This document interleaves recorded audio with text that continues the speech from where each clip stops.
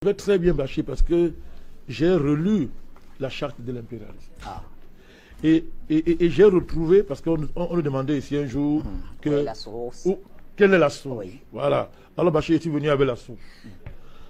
La présente charte a été élaborée à Washington pendant la traite négrière. Ensuite, discrètement négociée à la conférence de Berlin en 1885, pendant que les puissances occidentales se partageaient l'Afrique.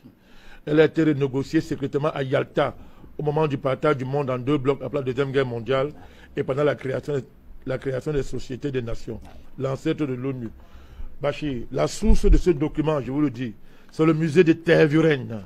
Tervuren, c'est en Belgique, je crois. Tervuren, c'est en Belgique. Donc nous donnons la source. Si vous allez là-bas, vous allez trouver l'original de ce document. Parce que quand on parle ici, on dit non, il n'y a pas de preuve. Voici la preuve. Donc on donne les sources de l'origine. Là, vraiment, regardez. Article 1, je vais si vous voulez rapidement.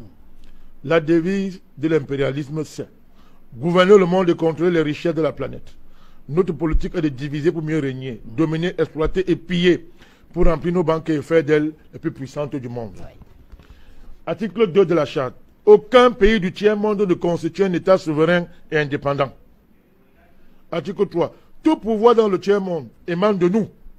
Nous les exerçons par la pression sur les dirigeants qui ne sont que nos marionnettes. Aucun organe du tiers-monde ne peut s'en attribuer l'exercice. Tous les pays du tiers-monde sont divisibles et leurs frontières déplaçables selon notre volonté. Le respect de l'intégrité territoriale n'existe pas pour le tiers-monde. On va arrêter de Il y a combien d'articles à peu près? Non, c'est beaucoup. Je suis vol, appelez-vous. Tout pouvoir et gouvernement établi par nous est légal, légitime et démocratique. Article 6. Mais tout autre pouvoir ou gouvernement qui n'émane pas de nous est illégal, illégitime et dictatorial, quelle que soit sa forme et sa légitimité. Tout pouvoir qui oppose la moindre résistance à nos injonctions perd par le fait même sa légalité, sa légitimité et sa crédibilité. Il doit disparaître. Article 11. La liberté d'expression, la liberté d'association et les droits de l'homme n'ont de sens que dans le pays où les dirigeants s'opposent à notre volonté. Bachir, écoutez très bien. Article 17, je saute. Notre aide doit être accompagnée de recommandations fortes de nature à empêcher et briser toute action de développement des pays du tiers-monde. Article 18. Nos armées doivent toujours être plus fortes et plus puissantes que les armées des pays du tiers-monde. La limitation et l'interdiction d'armes de destruction massive ne nous concernent pas, mais les autres.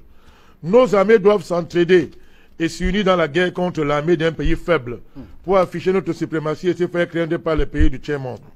Toute intervention militaire, Bachir, a pour objectif de protéger nos intérêts et ceux de nos valets.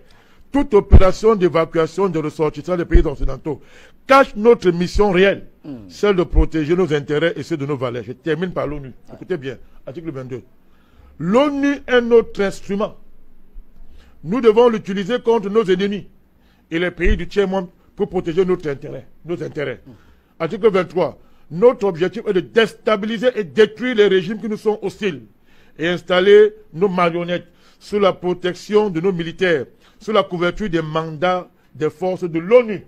M. Bachir, dites bien, les résolutions de l'ONU sont des tests qui nous donnent le droit et les moyens de frapper, de tuer et de détruire les pays dont les dirigeants et les peuples qui refusent de se soumettre à nos injonctions sous la couverture des résolutions du Conseil de sécurité de l'ONU. Mon cher Bachir, je termine par là. Notre devoir, article 25, est de maintenir l'Afrique et d'autres pays du monde dans le sous-développement. Installer la misère, la division, les guerres, le chaos pour les dominer, les exploiter et les piller, ouvrez vos oreilles, à travers les missions des Nations Unies, mon cher Bachir.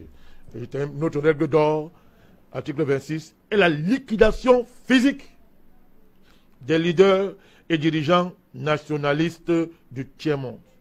Alors, Bachir, je ne continue pas. Charte de l'impérialisme. Je vous dis, on en a demandé, il n'y a pas la source.